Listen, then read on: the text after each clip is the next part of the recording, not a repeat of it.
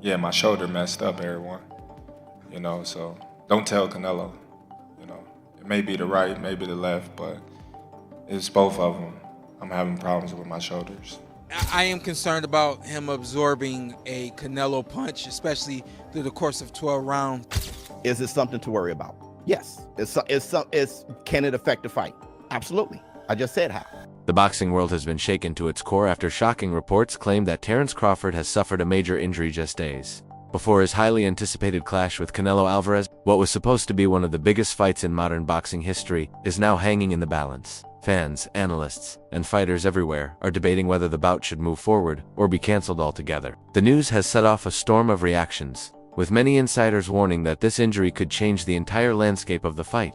But word on the street is that Bud Crawford has hurt his shoulder or re-injured a shoulder that had been surgically repaired. Former world champion and respected boxing analyst Tim Bradley didn't hold back when reacting to the news of Crawford's injury. Bradley, known for speaking his mind without fear, criticized Crawford harshly, suggesting that these injury claims might just be excuses ahead of the massive fight with Canelo. In a fiery statement, he insisted that true champions always push through adversity, questioning whether Crawford is already looking for a way out of the toughest challenge of his career. His bold remarks have only added more fire to the already heated debate about the future of this blockbuster showdown. Crawford 100%. Crawford is 100%. If he ain't 100%, he 90%. He's still gonna fight. He's still gonna fight. That's just what it is. Forget that shoulder. Bro, this is what we signed up for. This is part of being a fighter. That's what it's part of. This is what you wanted. This is what you got. This is what comes with it. That's it. Stop making excuses. No team.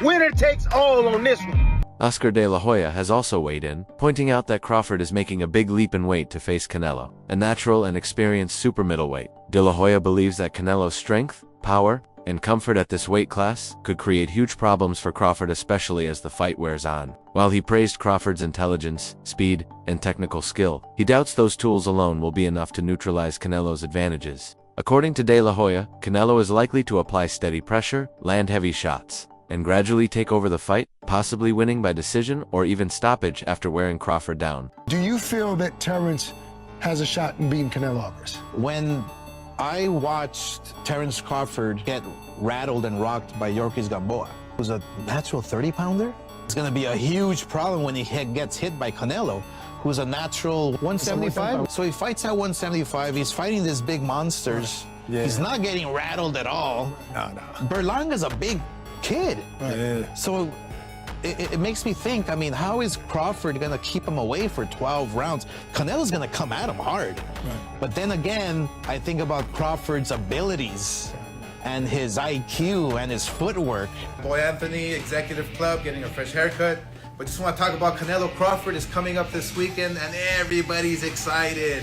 Here in Vegas, the electricity is in the air. So look, even though these guys are, combined almost 80 years old, it should be a good fight.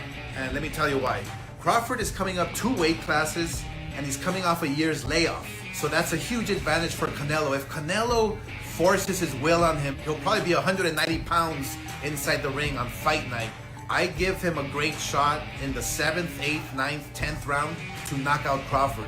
If he doesn't do that, then Crawford is going to box his ears off. It might be another Mayweather versus Canelo.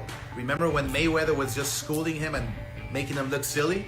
That can happen again this Saturday. So everything has to be perfect for Crawford. He has to use his footwork. He has to use his speed, his combinations, his ring IQ. He has to stay disciplined. And Canelo, all he has to do is take Crawford's punches, but he cannot be comfortable inside the ring.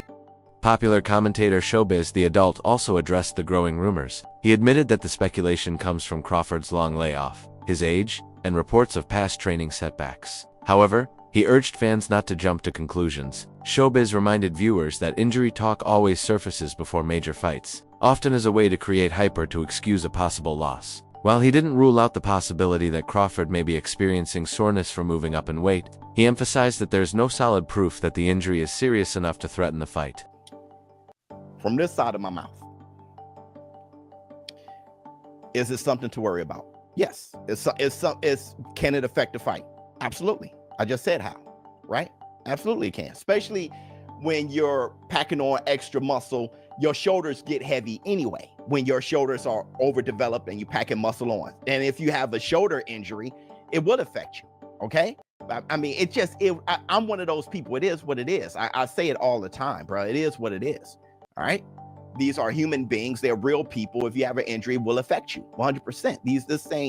These aren't robots. This ain't a damn cartoon. It's not a movie. It's real life, all right? A lot of you guys got issues now physically. You throw you in a ring, you'll be like, yo, my back was killing me. You know what I'm saying?